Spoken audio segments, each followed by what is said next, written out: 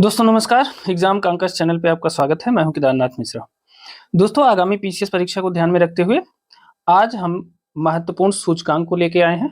आपको पता है कि परीक्षाओं में एक दो प्रश्न सूचकांक से जरूर आते हैं। तो सूचकांक तो बहुत सारे हैं, लेकिन हमने बहुत से सूचकांकों को कम कर दिया है, जैसा मेरा एक्सपीरियंस है। तो केवल उन महत्वपूर्ण सूचकांकों को लेकर हम आए हैं जिनको परीक्षा में पूछे जाने की संभावना सबसे ज्यादा होती है। ठीक है, और उनके हर उस बिंदु को हमने टच किया है जहां से प्रश्न पूछे जाते हैं। तो वीडियो बहुत बड़ी नहीं होगी, लेकिन बहुत महत्वपूर्ण होगी आपकी परीक्षा के दृष्टिकोण से। तो इसलिए पूरी वीडियो जरूर देखिएगा और अंत में अपना एक्सपीरियंस भी कमेंट बॉक्स में जरूर शेयर करिएगा। ठीक है, साथ ही अपने दोस्तों को भी यह वीडियो शेयर कर दीजिएगा। चलिए अब सीधे प्रश्नों पे आ जाते हैं। देखिए आज का पहला जो सूचकांक है वो है स्वच्छ वायु सर्वेक्षण 2024। इसकी चर्चा करते हैं। तो देखिए स्वच्छ वायु सर्वेक्षण 2024 जो है ये जारी किया गया 7 सितंबर को। हाँ, एक चीज और ध्यान रखने वाली बात है, सूचकांक को पढ़ते समय सबसे जरूरी चीजें जो है, कभी कभी ये पूछा जाता है यह सूचकांक जारी कौन करता है। ठीक है, और उसके बाद सबसे ज्यादा जरूरी चीज जो होती है वो भारत की रैंक होती है। और अगर थोड़ा बहुत इधर उधर आयोग पूछता है तो पहली रैंक भी पूछ सकता है कि उस सूचकांक में पहली दूसरी तीसरी रैंक कौन देश पाया, कौन उस स्थान पे रहा है। तो हमने इस पूरी सीरीज को ऐसे ही सेट किया है कि पहले तो किसने जारी की रिपोर्ट, कभी कभी कहीं ऐसा भी हुआ है कि कब से ये रिपोर्ट जारी हो रही है और चौथा संस्करण है, ऐसा बहुत बिरले ही होता है, रेगुलर नहीं होता है।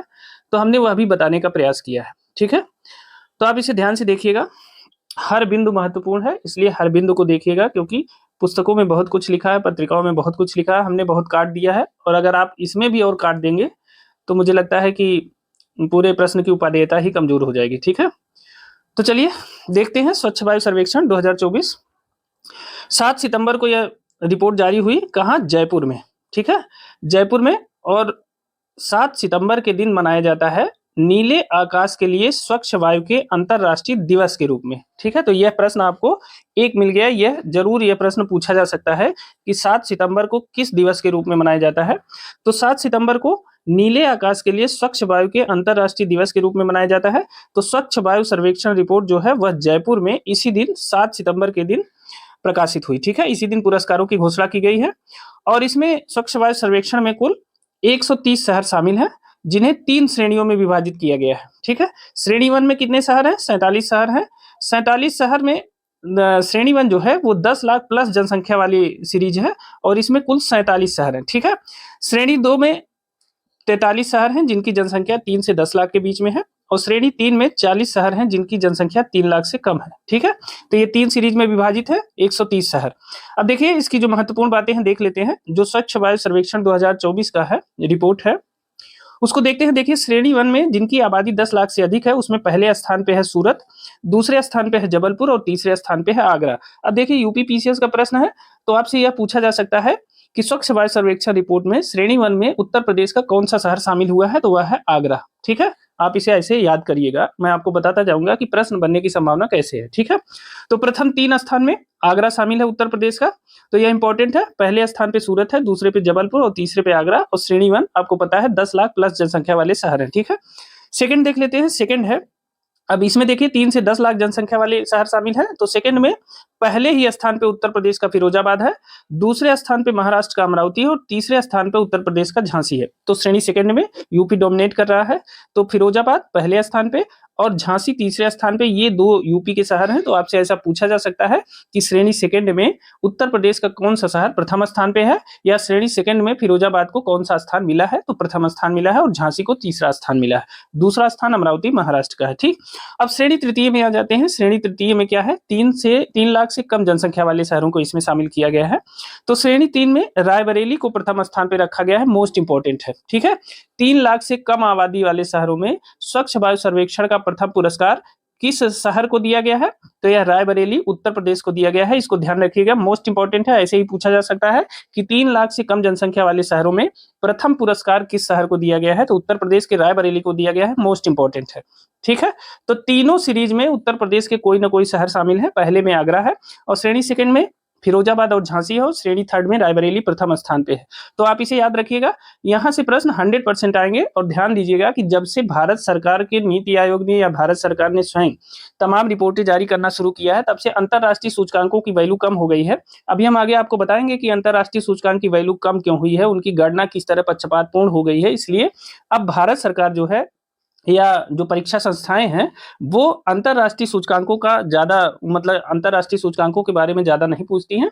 भारत सरकार द्वारा जो सूचकांक जारी किए गए हैं या भारतीय संस्थानों द्वारा जो सूचकांक जारी किए जाते हैं, उनसे वर्तमान में प्रश्न ज्यादा पूछे जाते हैं। अगर आप रेगुलर परीक्षा दे रहे हैं तो आप इस बात को कभी न कभी केयर किए होंगे। ठीक है, अब देखिए श्रेणी तृतीय में पहले स्थान पे रायबरेली है, दूसरे पे नलगोंडा है, ये तेलंगाना का शहर है, और तीसरे स्थान पे नालागढ़ हिमाचल प्रदेश का है। ये हमारे लिए उपयोगी नहीं है, रायबरेली हमारे लिए यूजफुल है, आप इसे याद रखिएगा। ठीक है, अब नेक्स्ट देख लेते हैं। अब अगला इंडेक्स देखते हैं। अगला इंडेक्स है कंटेनर पोर्ट परफॉर्मेंस इंडेक्स 2023। क्या है?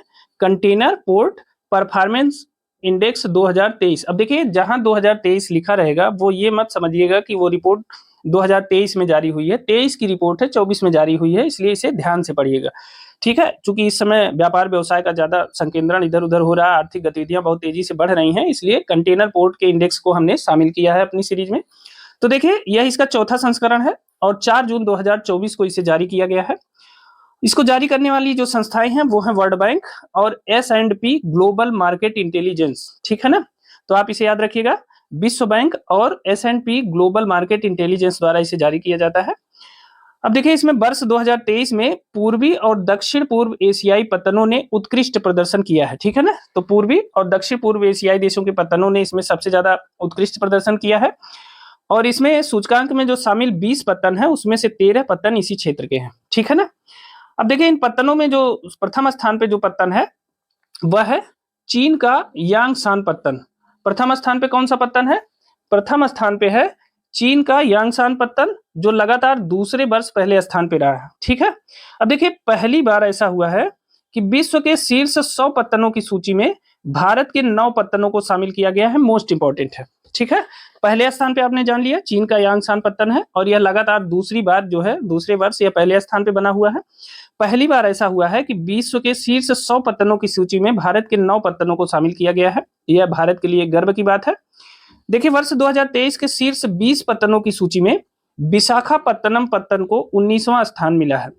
अब अगर आपसे यह प्रश्न पूछा जाए कि सर्वाधिक जो है विश्व के शीर्ष पत्तनों की सूची में भारत का कौन सा पत्तन नंबर 1 पे है, तो आप मान के चलेंगे कि विशाखापत्तनम, क्योंकि विशाखापत्तनम शीर्ष 20 में 19वें स्थान पे है, तो भारत में प्रथम स्थान पे है। ठीक है, तो विशाखापत्तनम पत्तन को 19वां स्थान मिला है, और यह जो है भारत का पहला ऐसा पत्तन है जो शीर्ष 20 पत्तनों की सूची में अपना स्थान बनाने में सफल हुआ है। मजे की बात यह है कि वर्ष 2022 में यह 115वें स्थान पे था। ठीक है ना, 2022 में यह पत्तन 115वें स्थान पे था, लेकिन 2024 में इसने इतना ग्रो किया कि 115वें से घट के 19वें स्थान पे आ गया है। ठीक है, तो यह ध्यान रखिएगा, विशाखापत्तनम पत्तन को 19वां स्थान मिला है, जो भारत का प्रथम पत्तन है। यह विश्व के शीर्ष 20 पत्तनों की सूची में शामिल हो गया है। ठीक है, ऐसे पढ़िएगा, याद रहेगा।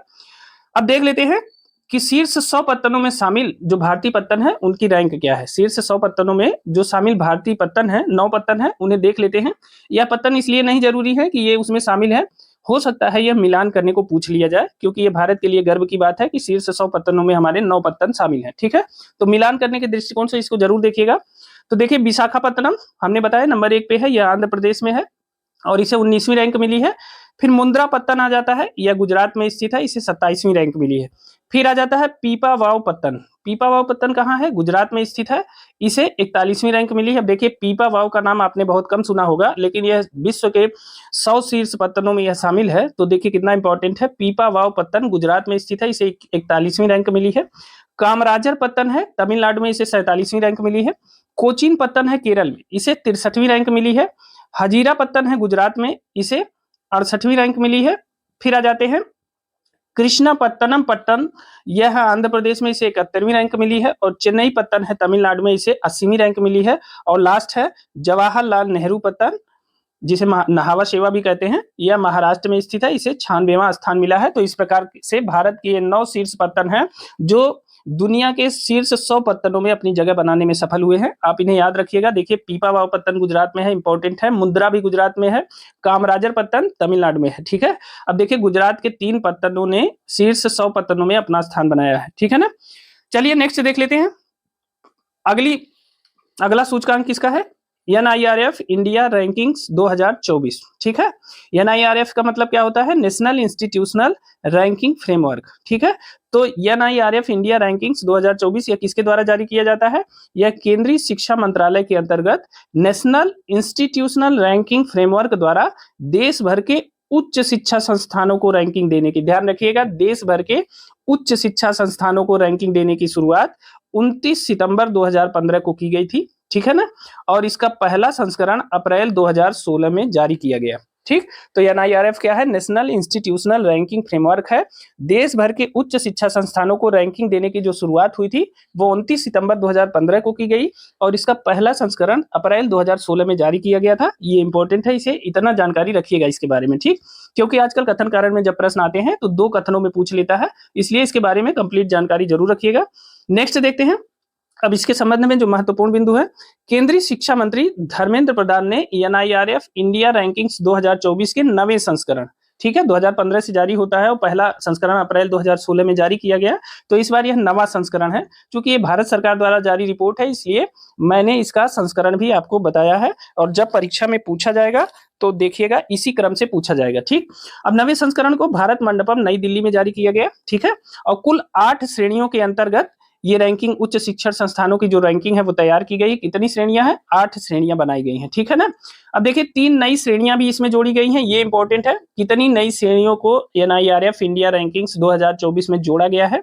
तो 3 नई श्रेणियों को जोड़ा गया है। यह कथन में भी पूछ सकता है कि NIRF इंडिया रैंकिंग्स 2024 में इस बार 3 नई श्रेणियों को जोड़ा गया है, सही है कि गलत है? तो आप ये जान लीजिए, सही है, 3 नई श्रेणियां जोड़ी गई हैं। इसमें कौन कौन सी जोड़ी गई हैं? एक सार्वजनिक विश्वविद्यालय, दूसरा मुक्त विश्वविद्यालय और कौशल विश्वविद्यालय। ठीक है, वर्ष 2024 में पहली बार इंडिया रैंकिंग्स में शामिल की गई हैं। तो कौन कौन सी? सार्वजनिक विश्वविद्यालय हैं, मुक्त विश्वविद्यालय हैं और कौशल विश्वविद्यालय। इन्हें वर्ष 2024 में पहली बार इंडिया रैंकिंग्स में शामिल किया गया है। ठीक है ना। अब चलिए नेक्स्ट देखते हैं। ओवरऑल कैटेगरी में देखिए, अब देखिए इसमें पुरस्कार कैसे मिला, कौन किसकी रैंक कैसे निर्धारित की गई है, अब देखते हैं। देखिए एक कैटेगरी बनी ओवरऑल कैटेगरी, मतलब सभी क्षेत्रों में लगातार 6ठे वर्ष IIT मद्रास को प्रथम स्थान प्राप्त हुआ है। तो अगर ओवरऑल कैटेगरी में पूछे कि प्रथम स्थान पे कौन सा संस्थान है, तो वो IIT मद्रास है। ठीक है ना। अब देखिए अगला पॉइंट है इंडिया रैंकिंग्स 2024 शीर्ष 3 संस्थान। क्या है? इंडिया रैंकिंग्स 2024 शीर्ष 3 संस्थान। ओवरऑल कैटेगरी में आपको बताना है कि जो ओवरऑल कैटेगरी में शीर्ष 3 संस्थान है भारत में, उनकी चर्चा करते हैं। तो देखिए नंबर 1 पे है मद्रास। आपको बताया अभी ऊपर ही कि लगातार 6वें वर्ष IIT मद्रास को प्रथम स्थान प्राप्त हुआ है। तो नंबर 1 पे है IIT मद्रास, चेन्नई में स्थित है। दूसरे स्थान पे है भारतीय विज्ञान संस्थान IISc बेंगलुरु है। ठीक है ना, तो इसे भी ध्यान रखिएगा। और तीसरे स्थान पे है ओवरऑल कैटेगरी में IIT बॉम्बे, मुंबई में स्थित है। तो इस प्रकार ये शीर्ष 3 संस्थान भारत के ऐसे हैं जो ओवरऑल कैटेगरी में, जिसे ऑलराउंडर कह सकते हैं आप, ओवरऑल कैटेगरी में समग्र श्रेणी में प्रथम 3 स्थान पे है। कौन कौन से हैं? IIT मद्रास है और भारतीय विज्ञान संस्थान IISc बेंगलुरु है और तीसरा है IIT बॉम्बे, मुंबई में। ठीक है ना।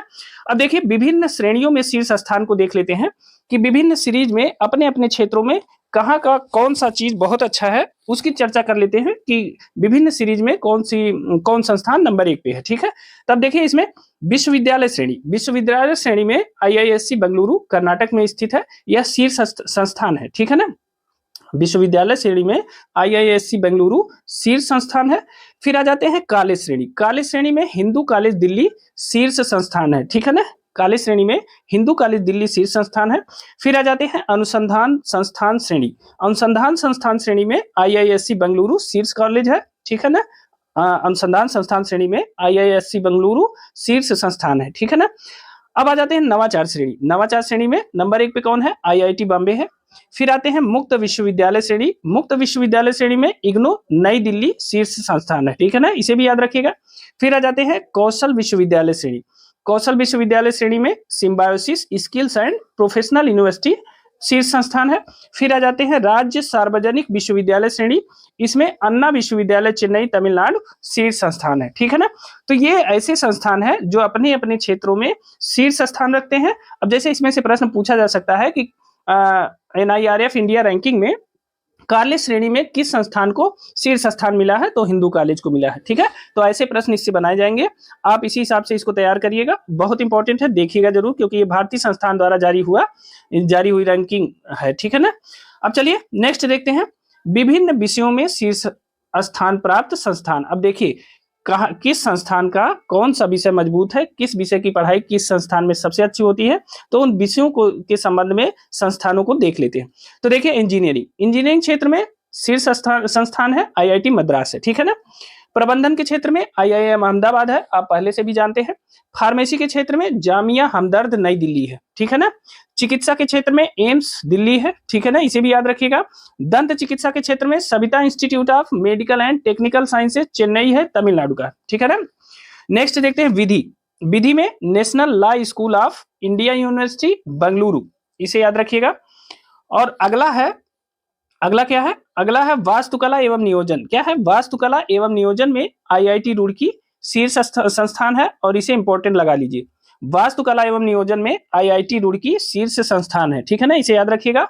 और हाँ, एक संस्थान और है, कृषि एवं संबद्ध क्षेत्र में भारतीय कृषि अनुसंधान संस्थान नई दिल्ली भी शीर्ष संस्थानों में शामिल है। तो इस प्रकार आप देख सकते हैं कि कौन कौन से संस्थान विभिन्न विषयों में शीर्ष स्थान प्राप्त किए हैं। तो इंजीनियरिंग में मद्रास है, प्रबंधन में IIM अहमदाबाद है, इसी प्रकार विधि में national law school of India university Bengaluru है। आपको याद रखना है वास्तुकला एवं नियोजन में IIT रुड़की है, और कृषि एवं संबद्ध क्षेत्र में भारतीय कृषि अनुसंधान संस्थान नई दिल्ली शामिल है, ठीक है ना। तो इतना याद रखिएगा। चलिए अब नेक्स्ट देख लेते हैं, अगला है, अब देखिए इंडिया रैंकिंग्स 2024 में शामिल उत्तर प्रदेश के शीर्ष संस्थान। अब देखिए बिना उत्तर प्रदेश के तो ये वीडियो पूरी नहीं होगी, क्योंकि परीक्षा ही हम उत्तर प्रदेश की तैयारी के लिए उत्तर प्रदेश की परीक्षा की तैयारी के लिए ही ये पढ़ ही रहे हैं। तो इसके बारे में जान लेते हैं कि उत्तर प्रदेश के कौन कौन से शेष संस्थान जो है इंडिया रैंकिंग्स 2024 में शीर्ष स्थान पे हैं। तो देखिए IIT कानपुर है 5वीं रैंक पे, ठीक है, तो यह सबसे शीर्ष स्थान पे है। ये ओवरऑल सीरीज की बात कर रहे हैं, ओवरऑल श्रेणी में उत्तर प्रदेश के जो शीर्ष संस्थान है वो कौन कौन से हैं। तो देखिए IIT कानपुर है 5वीं रैंक पे, BHU वाराणसी है 11वीं रैंक पे, अलीगढ़ मुस्लिम विश्वविद्यालय है 16वीं रैंक पे, और IIT BHU है 30वीं रैंक पे, ठीक है। इसमें बहुत से संस्थान है, लेकिन हमने सबको काट दिया है। तो देखिए इंडिया रैंकिंग्स 2024 में जो शामिल उत्तर प्रदेश के शीर्ष संस्थान है ओवरऑल कैटेगरी में, वह है IIT कानपुर 5वीं रैंक है, BHU वाराणसी है 11वीं रैंक, अलीगढ़ मुस्लिम विश्वविद्यालय 16वीं रैंक है, और IIT BHU है वाराणसी 30वीं रैंक, ठीक है ना, तो इसे याद रखिएगा। नेक्स्ट देखते हैं अगला सूचकांक है पर्यावरण, सकल पर्यावरण उत्पाद सूचकांक जारी करने वाला देश का पहला राज्य बन गया है उत्तराखंड। अब देखिए सकल पर्यावरण उत्पाद सूचकांक जारी करने वाला देश का पहला राज्य कौन सा बन गया है, उत्तराखंड। तो देखिए एक प्रश्न का जवाब आपके यहीं मिल गया है। मुख्यमंत्री कौन है उत्तराखंड के, पुष्कर सिंह धामी है। और देखिए यह सूचकांक 4 मुख्य घटकों पर आधारित है, उन घटकों को जान लेते हैं। देखिए जल, वायु, वन और मृदा, ठीक है ना। जल, वायु, वन और मृदा की जो स्थिति है उसके अनुसार इस सूचकांक को जारी किया जाता है। सकल पर्यावरण उत्पाद सूचकांक जारी करने वाला देश का पहला राज्य बन गया है उत्तराखंड। मोस्ट इंपॉर्टेंट क्वेश्चन है, ठीक है ना। और इसके 4 मुख्य घटक हैं, जल, वायु, वन और मृदा, ठीक है। अब इस सूचकांक को जारी करने का जो उद्देश्य है वह क्या है, पारिस्थितिकी को अर्थव्यवस्था से जोड़ना। क्या है, पारिस्थितिकी को अर्थव्यवस्था से जोड़ना, लिंकिंग इकोलॉजी विथ इकोनॉमी, ठीक है ना। तो सकल पर्यावरण उत्पाद सूचकांक जारी करने वाला जो देश का पहला राज्य है वह है उत्तराखंड, और इसने जो है पारिस्थितिकी को अर्थव्यवस्था से जोड़ने के उद्देश्य से इस सूचकांक की शुरुआत की है। इंपॉर्टेंट है, इसे याद रखिएगा। नेक्स्ट देखते हैं, अगला है SDG इंडिया इंडेक्स 2023-24। क्या है, SDG इंडिया इंडेक्स 2023-24। और आप जान लीजिए अगर आप परीक्षार्थी हैं तो जहां भी SDG लिखा मिले उस बिंदु को जरूर बिना पढ़े आगे न बढ़े, क्योंकि आजकल सारा काम SDG के लिए हो रहा है, ठीक है ना। तो SDG जहां भी मिले, सतत विकास लक्ष्य की बात होती है, जहां भी मिले उसको जरूर पढ़ के ही आगे जाइएगा। तो SDG इंडिया इंडेक्स 2023-24 कब से प्रकाशित हो रहा है, पहले इसको जान लेते हैं। वर्ष 2018 से इसे प्रकाशित किया जा रहा है। इसे प्रकाशित कौन कर रहा है, तो यह संयुक्त राष्ट्र भारत, ठीक है ना, और UNDP इंडिया की साझेदारी में नीति आयोग की एक पहल है, ठीक है ना। तो यह UN India and UNDP India की साझेदारी में जारी करने के लिए एक पहल है, ठीक है ना। उद्देश्य क्या है? उद्देश्य है एसडीजी को प्राप्त करने की दिशा में हुई प्रगति के आधार पर भारतीय राज्यों एवं केंद्र शासित प्रदेशों की रैंकिंग तैयार करना। एसडीजी को प्राप्त करने की दिशा में जो ग्रोथ हुई है उसके आधार पर भारतीय राज्यों और केंद्र शासित प्रदेशों की रैंकिंग बनाने के लिए एसडीजी इंडिया इंडेक्स की शुरुआत की गई है। और आपको पता है कि वर्ष 2030 तक एसडीजी के 17 लक्ष्यों को प्राप्त करने का लक्ष्य विभिन्न देशों ने रखा है, संकल्प लिया है। तो उसी अनुसार इसका एसडीजी इंडिया इंडेक्स भी उसी हिसाब से तैयार किया जाता है, ठीक है ना। अब देखिए 12 जुलाई 2024 को, कब? 12 जुलाई 2024 को नीति आयोग के उपाध्यक्ष सुमन बेरी द्वारा एसडीजी इंडिया इंडेक्स 2023-24 के चौथे संस्करण को जारी किया गया। यह भी ध्यान रखिए 2018 से शुरू हुआ है, लेकिन यह मात्र चौथा संस्करण है क्योंकि बीच में कोरोना भी आ गया था। तो चौथे संस्करण को जारी किया गया है, ध्यान रखिएगा, ठीक है ना। अब चौथा संस्करण जारी हुआ। अब इसमें क्या है कि एसडीजी इंडिया इंडेक्स 2023-24 में भारत का कंपोजिट स्कोर मतलब ओवरऑल स्कोर है 71, इसे याद रखिएगा। यह भी प्रश्न में पूछा जा सकता है कथन में, ठीक है। एसडीजी इंडिया इंडेक्स 2023-24 में जो भारत का कंपोजिट स्कोर है वह है 71, ठीक है। अब नेक्स्ट देख लेते हैं वर्ष 2020-21 से लेकर के वर्ष 2023-24 के मध्य भारत में किस किस क्षेत्र में प्रगति हुई है इसकी बात देख लेते हैं। जो एसडीजी के 17 लक्ष्य हैं उनमें से किन लक्ष्यों की तरफ हम आगे बढ़े हैं, उन सतत विकास लक्ष्यों के बारे में जान लेते हैं जिनके लिए वर्ष 2020-21 से वर्ष 2023-24 में हम आगे बढ़े हैं। तो देखिए उसमें पहला लक्ष्य है गरीबी उन्मूलन। गरीबी उन्मूलन आपको पता है सतत विकास लक्ष्य 1 है, इस क्षेत्र में हम आगे बढ़े। दूसरा है सतत आर्थिक विकास व रोजगार, यह है एसडीजी 8, ठीक है, इस क्षेत्र में हम आगे बढ़े हैं। तीसरा है जलवायु परिवर्तन, मोस्ट इंपॉर्टेंट है और पिछली पीसीएस की परीक्षा 23 में पूछा भी गया था। जलवायु परिवर्तन एसडीजी 13 में आता है और इसमें भी महत्वपूर्ण प्रगति दर्ज की गई है, ये बहुत इंपॉर्टेंट है, ठीक है ना। और उपर्युक्त लक्ष्यों की प्राप्ति में भारत जो है फ्रंट रनर की सीरीज में आ गया है। यह ध्यान रखिएगा कि जो ये लक्ष्य हैं इनकी प्राप्ति में जो भारत है वो फ्रंट रनर की सीरीज में शामिल हो गया है, यह भी याद रखिएगा क्योंकि पूछा जा सकता है कि भारत किस श्रेणी में है, तो फ्रंट रनर की श्रेणी में भारत इस समय शामिल हो गया है। साथ ही दोस्तों आपको एक सलाह यह है कि आप एसडीजी के जितने इंडेक्स हैं मतलब जितने घटक हैं 17 बिंदुओं को आप जरूर याद रखिएगा। अक्सर मिलान करने के लिए प्रश्न रेगुलर परीक्षाओं में पूछे गए हैं, पिछली पीसीएस 2023 की परीक्षा में भी पूछा गया था मिलान करने के लिए, ठीक है ना। नेक्स्ट देखते हैं। अब देखिए एसडीजी इंडिया इंडेक्स में सर्वाधिक सुधार दर्ज करने वाले राज्य, ये इंपॉर्टेंट है। एसडीजी इंडिया इंडेक्स में सर्वाधिक सुधार दर्ज करने वाले जो 5 राज्य हैं वो कौन कौन से हैं, तो उसमें देखिए नंबर 1 पे है उत्तर प्रदेश और आपकी परीक्षा के लिए बहुत इंपॉर्टेंट है जिसके लिए हम लोग पढ़ रहे हैं।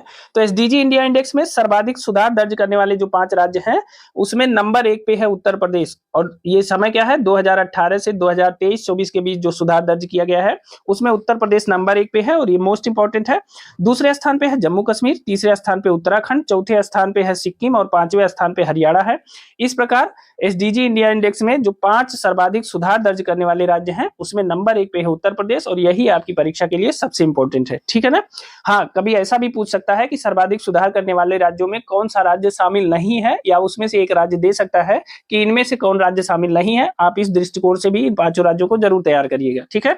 अब नेक्स्ट देख लेते हैं। देखिए एसडीजी इंडिया इंडेक्स 2023-24 में शीर्ष स्थान, इसमें देखना है आपको कि एसडीजी इंडिया इंडेक्स 2023-24 में शीर्ष स्थान किसको मिला है, तो केरल एवं उत्तराखंड को संयुक्त रूप से मिला है शीर्ष स्थान। इनका स्कोर है 79, चूंकि ये भारतीय संस्थाओं द्वारा जारी स्कोर है इसलिए हमने इसमें स्कोर भी दे दिया है। तो केरल एवं उत्तराखंड को संयुक्त रूप से एसडीजी इंडिया इंडेक्स में शीर्ष स्थान मिला है, मोस्ट इंपॉर्टेंट है, इसे याद रखिएगा। शीर्ष स्थान पे आने वाला केरल उत्तराखंड है, इनका स्कोर है 79। केंद्र शासित प्रदेशों में जो शीर्ष स्थान है वो चंडीगढ़ का है, पहला स्थान, इसका स्कोर है 77, यह भी याद रखिएगा। अब देखिए एसडीजी इंडिया इंडेक्स 2023-24 में जो शीर्ष राज्य हैं उनके बारे में देख लेते हैं। तो नंबर 1 पे है केरल उत्तराखंड, सेम कैटेगरी में है तो इसे याद रखिएगा। तीसरे स्थान पे है तमिलनाडु, ध्यान रहे यहाँ दूसरा स्थान नहीं है, ठीक है ना। तीसरे स्थान पे है तमिलनाडु, चौथे स्थान पे है गोवा और हिमाचल प्रदेश, ठीक है ना। और इसमें 5वां स्थान नहीं है, छठा स्थान है सिक्किम एवं पंजाब का, ठीक है। तो आप इसे ऐसे ही याद रखिएगा। देखिए पहले स्थान पे है केरल और उत्तराखंड, तीसरे स्थान पे है तमिलनाडु, दूसरा स्थान नहीं है, चौथे स्थान पे है गोवा हिमाचल प्रदेश और उसके बाद 5वां स्थान नहीं है, छठे स्थान पे है सिक्किम और पंजाब। ये है एसडीजी इंडिया इंडेक्स 2023-24 के शीर्ष राज्यों का क्रम, ठीक है ना। अब देखिए जो अंतिम रैंक है वो भी परीक्षा के दृष्टिकोण से बहुत महत्वपूर्ण होते हैं, भले ही एसडीजी इंडिया इंडेक्स के दृष्टिकोण से वो चिंतनीय हो लेकिन हमारी परीक्षा के लिए वो एक मसाले का काम करते हैं। तो देखिए एसडीजी इंडिया इंडेक्स 2023-24 में जो अंतिम रैंक वाले राज्य हैं वह नंबर 1 पे है बिहार, मोस्ट इंपॉर्टेंट है, अपना पड़ोसी है, भाई है, तो बिहार को याद रखिएगा, यह एसडीजी इंडिया इंडेक्स में अंतिम स्थान पे है, ठीक है ना, बिहार।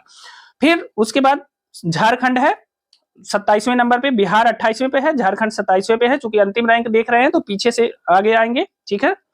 और उसके बाद 25वें नंबर पे है नागालैंड मेघालय, 23वें स्थान पे है अरुणाचल प्रदेश असम, ठीक है। और इसी प्रकार 18वें स्थान पे है राजस्थान मध्य प्रदेश एवं उत्तर प्रदेश, ठीक है ना। उत्तर प्रदेश का स्थान कौन सा है, 18वां स्थान है एसडीजी इंडिया इंडेक्स के अंतिम रैंक वाले राज्यों में।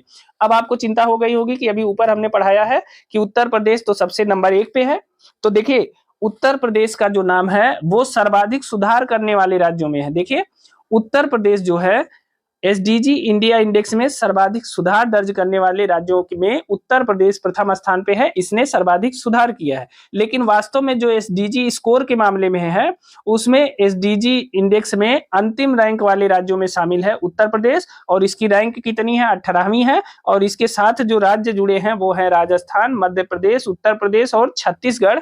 ये राज्य एक साथ मिलकर 18वीं रैंक यानी अंतिम रैंक पर है एसडीजी इंडिया इंडेक्स में, ठीक है। तो सबसे अंतिम पे बिहार है और 18वें स्थान पे उत्तर प्रदेश है, यह भी ध्यान रखिएगा, मोस्ट इंपॉर्टेंट है, ठीक है ना। अब कंफर्म हो गया होगा। नेक्स्ट देखते हैं केंद्र शासित प्रदेशों का प्रदर्शन भी देख लेते हैं। तो इसमें जो है चंडीगढ़, चंडीगढ़ नंबर 1 पे है। फिर आ जाते हैं पुडुचेरी और जम्मू कश्मीर नंबर 2 पे है, और अंडमान एवं निकोबार, ठीक है, और दिल्ली। यह है केंद्र शासित प्रदेशों का जो है ये प्रवर्तन न होके प्रदर्शन होना चाहिए, ठीक है ना, प्रदर्शन होना चाहिए। तो केंद्र शासित प्रदेशों का जो प्रदर्शन है उसमें चंडीगढ़ नंबर 1 पे है, फिर पुडुचेरी है, फिर पुडुचेरी जम्मू कश्मीर दूसरे नंबर पे है, अंडमान निकोबार और दिल्ली तीसरे नंबर पे है, इसे ध्यान रखिएगा, ठीक है।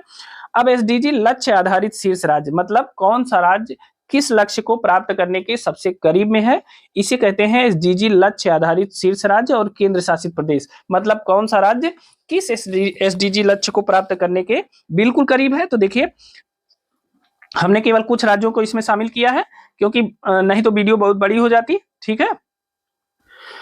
तो देखिए उन लक्ष्यों के मामले में लक्ष्य 1 यानी गरीबी उन्मूलन को प्राप्त करने की दिशा में कौन सा राज्य नंबर 1 पे है, तो तमिलनाडु है, दादर नगर हवेली है, दमन और दीव, मतलब इसमें राज्य और केंद्र शासित प्रदेश दोनों को हमने एक साथ लिख दिया है। तो देखिए लक्ष्य 1 यानी गरीबी उन्मूलन को प्राप्त करने की दिशा में जो सबसे नजदीक है वो तमिलनाडु है, और दादर नगर हवेली है, दमन और दीव है, ठीक है। उसके बाद आ जाते हैं लक्ष्य 2। लक्ष्य 2 है भुखमरी की समाप्ति, इसको प्राप्त करने में केरल नंबर 1 पे है और पुदुचेरी नंबर 2 पे है, ठीक है। फिर आ जाता है लक्ष्य 3 अच्छा स्वास्थ्य एवं कल्याण, इसमें गुजरात नंबर 1 पे है और दिल्ली नंबर 2 पे है, ठीक है। फिर आता है लक्ष्य 4। लक्ष्य 4 क्या है, गुणवत्तापूर्ण शिक्षा, इसमें केरल नंबर 1 पे है और दिल्ली नंबर 2 पे है। कौन सा है, इंपॉर्टेंट है, लक्ष्य 4 में केरल नंबर 1 पे है और दिल्ली नंबर 2 पे है, इंपॉर्टेंट है। फिर आ जाता है लक्ष्य 5। लक्ष्य 5 क्या है, लैंगिक समानता से संबंधित है, इसको प्राप्त करने में जो सबसे नजदीक है वो कौन सा राज्य है, नागालैंड है। दूसरे नंबर पे है लक्षद्वीप है, ठीक है। तो लक्ष्य 5 में जो शीर्ष राज्य हैं वो कौन से हैं, लैंगिक समानता में नागालैंड और लक्षद्वीप है। फिर आ जाता है लक्ष्य 13, कौन सा है, लक्ष्य 13 क्या है, जलवायु कार्रवाई, बहुत इंपॉर्टेंट है, जलवायु परिवर्तन के रूप में पूछा जाता है। इसमें सिक्किम, तमिलनाडु और चंडीगढ़ इस लक्ष्य को प्राप्त करने के सबसे नजदीक है, मतलब इस दिशा में इन्होंने ग्रोथ किया है, ठीक है। तो ये महत्वपूर्ण 4-5 लक्ष्य हमने बता दिए हैं, बाकी 17 लक्ष्य हैं और 17 लक्ष्य को यहाँ बताना न तो जरूरी है और न ही मतलब वो आपकी परीक्षा के लिए उपयोगी होगा, आपके हितकर भी नहीं होगा, क्योंकि इतना आप याद करके जा नहीं पाएंगे। तो ये महत्वपूर्ण 4-5 है, इन्हें जरूर याद कर लीजिएगा। अब नेक्स्ट देखते हैं, अगला सूचकांक है स्वच्छ सर्वेक्षण 2023। स्वच्छ सर्वेक्षण 2023 कब जारी किया गया, 11 जनवरी 2024 को जारी किया गया, ठीक है ना। इसमें कुल 4,477 शहरों को शामिल किया गया है, जिसमें 61 छावनियां हैं और 88 गंगा के किनारे के शहर हैं, ठीक है। तो 11 जनवरी 2024 को जारी किया गया, कुल 4,477 शहर हैं, इसमें 61 छावनियां हैं और 88 गंगा के किनारे के शहर हैं, याद रखिएगा। इसमें स्वच्छ सर्वेक्षण में शीर्ष 5 शहरों की रैंकिंग जिनकी जनसंख्या 1 लाख से अधिक है, ठीक है। तो इसमें इंदौर पहले स्थान पे है, मध्य प्रदेश का है। दूसरा सूरत गुजरात का, तो इंदौर और सूरत पहले स्थान पे है। दूसरे स्थान पे कोई राज्य नहीं है। तीसरे स्थान पे है नवी मुंबई महाराष्ट्र का है। चौथे स्थान पे है विशाखापट्टनम आंध्र प्रदेश और 5वें स्थान पे है भोपाल मध्य प्रदेश। तो स्वच्छ सर्वेक्षण 2023 में शीर्ष 5 शहरों की रैंकिंग में पहले रैंक जिनकी आबादी 1 लाख से अधिक है, ये जरूर ध्यान दीजिएगा। पहले स्थान पे है इंदौर और सूरत, तीसरे स्थान पे दूसरा स्थान खाली है, तीसरे स्थान पे है नवी मुंबई महाराष्ट्र और चौथे स्थान पे है विशाखापट्टनम, 5वें स्थान पे है भोपाल मध्य प्रदेश, ठीक है। अब देखिए शीर्ष 5 शहर जिनकी जनसंख्या 1 लाख से कम है उनके बारे में भी देख लेते हैं। स्वच्छ सर्वेक्षण रिपोर्ट में उनके क्या स्थान है? तो 1 लाख से कम जनसंख्या में देखिए सासवाड़ महाराष्ट्र का है नंबर 1 पे। फिर आ जाते हैं पाटन छत्तीसगढ़ का नंबर 2 पे, लोनावाला महाराष्ट्र का है तीसरे नंबर पे है, कराड़ है महाराष्ट्र का चौथे नंबर पे है, पंचगनी महाराष्ट्र का है 5वें नंबर पे। हमको जरूरत थी उत्तर प्रदेश की, तो उत्तर प्रदेश जो है 9वें नंबर पे है। यह इंपॉर्टेंट है, ठीक है। 1 लाख से कम जनसंख्या वाले शीर्ष 5 शहरों में स्वच्छ सर्वेक्षण में 2023 में उत्तर प्रदेश 9वें स्थान पे है और बिहार 15वें स्थान पे है। तो इन दोनों राज्यों को जरूर याद रखिएगा, यूपी और बिहार, जिनकी बिहार की परीक्षा के लिए है वो भी, उनके लिए भी यह वीडियो समान रूप से उपयोगी है, चलते फिरते देख लीजिएगा, ठीक है। तो उत्तर प्रदेश 9वें स्थान पे है और बिहार 15वें स्थान पे है। शीर्ष 5 शहरों में 1 लाख से कम जनसंख्या वाले शहरों में ये दोनों शामिल नहीं है। 9वें और 15वें स्थान पे उत्तर प्रदेश और बिहार है, ठीक है ना, स्वच्छ सर्वेक्षण 2023 में, ठीक है। अब देखिए शीर्ष गंगा नगरों को भी देख लेते हैं। गंगा के किनारे जो नगर है, वाराणसी उसमें नंबर 1 पे है, प्रयागराज दूसरे नंबर पे है, बिजनौर तीसरे पे है, हरिद्वार चौथे पे है और कन्नौज 5वें नंबर पे शामिल है। इसे ध्यान रखिएगा, वाराणसी और प्रयागराज पहले और दूसरे नंबर पे क्रमशः स्थित है, ठीक है ना। अब देखिए अगला देखते हैं, छावनियां भी चूंकि इसमें शामिल है, तो मध्य प्रदेश स्थित महू छावनी क्या है? मध्य प्रदेश स्थित महू छावनी को भारत की सबसे स्वच्छ छावनी घोषित किया गया है, यह भी इंपॉर्टेंट है। मध्य प्रदेश में स्थित महू छावनी को भारत की सबसे स्वच्छ छावनी घोषित किया गया है, इंपॉर्टेंट है, ठीक है। अब देखिए एक और महत्वपूर्ण बिंदु है, चंडीगढ़ को सर्वश्रेष्ठ सफाई मित्र सुरक्षित शहर घोषित किया गया है। क्या है? चंडीगढ़ को सर्वश्रेष्ठ सफाई मित्र सुरक्षित शहर के रूप में घोषित किया गया है, यह भी इंपॉर्टेंट है, ठीक है। एक और बहुत इंपॉर्टेंट है, कचरा मुक्त शहरों की स्टार रेटिंग में नोएडा उत्तर प्रदेश को 5 स्टार शहर घोषित किया गया है, मोस्ट इंपॉर्टेंट है। क्या है? कचरा मुक्त शहरों की स्टार रेटिंग में उत्तर प्रदेश के नोएडा को 5 स्टार शहर घोषित किया गया है, मोस्ट इंपॉर्टेंट है, इसे याद रखिएगा। कचरा मुक्त शहरों की स्टार रेटिंग में नोएडा उत्तर प्रदेश को 5 स्टार शहर घोषित किया गया है, ठीक है, मोस्ट इंपॉर्टेंट है, इसे याद रखिएगा। नेक्स्ट है स्वच्छ भारत मिशन के गीत। इस समय पे क्या हुआ है? स्वच्छ भारत मिशन के गीत का भी विमोचन हुआ है। गीत का शीर्षक है नया संकल्प नया प्रकल्प है, ठीक है, नया संकल्प नया प्रकल्प है, ये गीत का शीर्षक है और इसके गायक हैं कैलाश खेर, ठीक है। नेक्स्ट देखते हैं, अगला सूचकांक है वैश्विक नवाचार सूचकांक, बहुत इंपॉर्टेंट है, पूछा जाता है। इसका जारीकर्ता कौन है? विश्व बौद्धिक संपदा संगठन यानी वर्ल्ड इंटेलेक्चुअल प्रॉपर्टी ऑर्गेनाइजेशन इसको जारी करता है। यह 17वां संस्करण है वैश्विक नवाचार सूचकांक 2024, ठीक है ना, 17वां संस्करण है। इसका शीर्षक क्या था? सामाजिक उद्यमिता के वादे को उजागर करना। क्या है? वैश्विक नवाचार सूचकांक का जो शीर्षक था वो था सामाजिक उद्यमिता के वादे को उजागर करना। इसमें शामिल कुल कितने देश हैं? 133 देशों के संबंध में यह सूचकांक जारी किया गया है और इसमें शीर्ष देश कौन सा है? तो स्विट्जरलैंड लगातार 14वें वर्ष से पहले स्थान पर पड़ा हुआ है। सेकंड है स्वीडन और तीसरा स्थान है अमेरिका का, ठीक है ना। तो ये जो है वैश्विक नवाचार सूचकांक में पहले स्थान पे है स्विट्जरलैंड, दूसरे स्थान पे स्वीडन और तीसरे स्थान पे अमेरिका।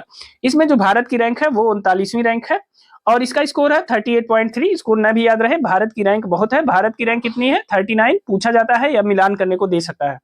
भारत जो है, भारत को लगातार 14वें वर्ष यानी 2011 से 2024 तक लगातार इनोवेशन ओवर परफॉर्मर घोषित किया गया है। क्या है? इनोवेशन ओवर परफॉर्मर घोषित किया गया है लगातार 14वें वर्ष। तो यह भी इंपॉर्टेंट है, इसे कथन कारण में पूछा जा सकता है, ठीक है ना।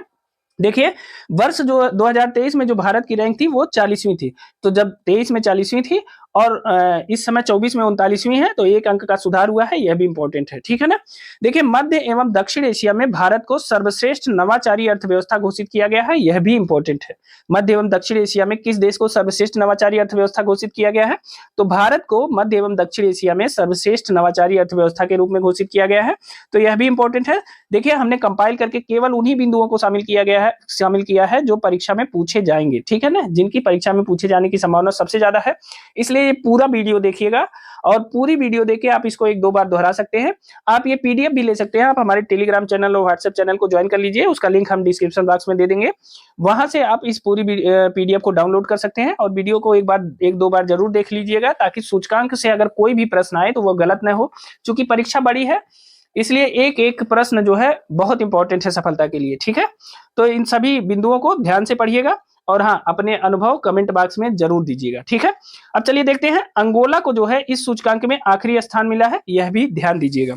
अंगोला को इस सूचकांक में आखिरी स्थान दिया गया है, इंपॉर्टेंट है।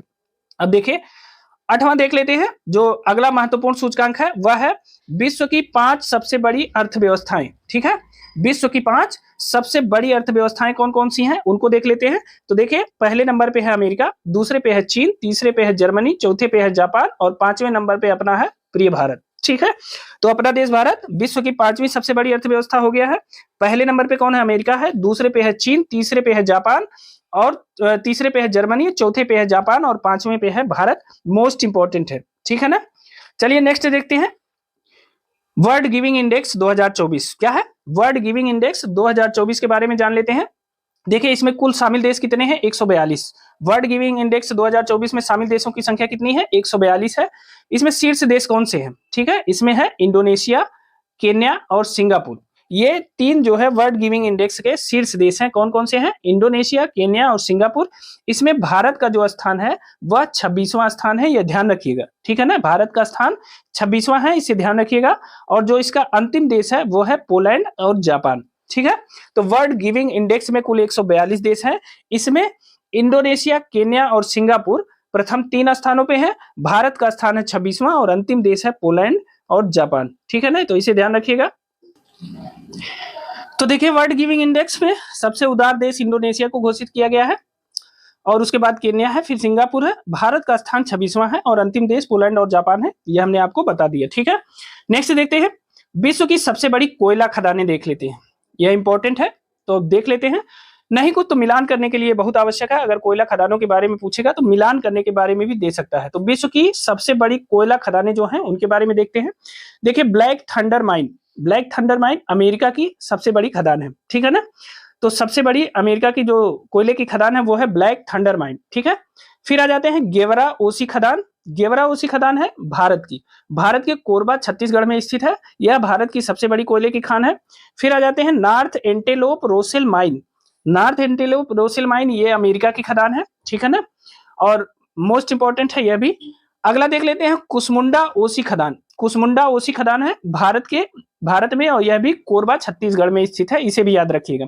फिर आ जाते हैं 5वीं खदान पे, नॉर्थ सांसी माइन है, यह है चीन की खदान। तो ये विश्व की 5 बड़ी कोयला खदानें थी सबसे बड़ी, जिसमें ब्लैक थंडर माइन है अमेरिका की, गेवरा ओसी खदान और कुसमुंडा ओसी खदान यह भारत की है, कोरबा छत्तीसगढ़ में स्थित है, दोनों गेवरा ओसी और कुसमुंडा ओसी। ठीक है ना, उसके बाद north antelope Rosell mine America की खदान है और नॉर्थ सांसी माइन चीन की खदान है। याद रखिएगा, यहां से प्रश्न आने की संभावना बहुत ज्यादा है, मिलान करने को भी दे सकता है। ठीक है, अब देखिए, इसमें एक महत्वपूर्ण बिंदु है सरफेस माइनर। सरफेस माइनर क्या है?